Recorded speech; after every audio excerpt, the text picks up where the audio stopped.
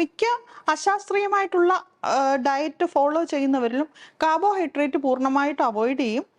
3 നേരവും 4 നേരവും കൂടുതൽ പ്രോട്ടീൻ ഉള്ള ആഹാരം, ചിക്കൻ, മട്ടൺ, ബീഫ്, എഗ്ഗ്, കൂടുതൽ എഗ്ഗ് ഇതൊക്കെ കൂടുതൽ കഴിക്കുന്നു.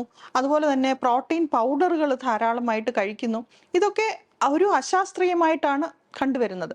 അതുപോലെ തന്നെ എഗ് ഡയറ്റ്, GM ഡയറ്റ്, അത് ഒരു വീഗൻ ഡയറ്റ് ഒക്കെ ഉണ്ട്. അത് ശാസ്ത്രീയമായിട്ടാണെങ്കിൽ ഇതൊക്കെ നമ്മൾ ശാസ്ത്രീയമായിട്ട് ആവശ്യത്തിനുള്ള പ്രോട്ടീൻ കിട്ടുന്നുണ്ടോ, എല്ലാ വൈറ്റമിൻസും മിനറൽസും ഈ ഡയറ്റിൽ നിന്നൊക്കെ വരുന്നുണ്ടോ എന്നൊന്നും ഉറപ്പ് വരുത്താതെ ഏതെങ്കിലും ഒരു ഇൻഫ്ലുവൻസർ ഇടുന്ന ഡയറ്റ് അവര് വിശ്വസിച്ച് അതിന് പുറമെ പോകുന്ന ആ ബോഡി ഷേപ്പിലേക്ക് എത്താനുള്ള ഒരു ടെൻഡൻസി ആണെന്ന് തോന്നുന്നു ഇതിനുള്ള ഒരു പ്രധാന കാരണം.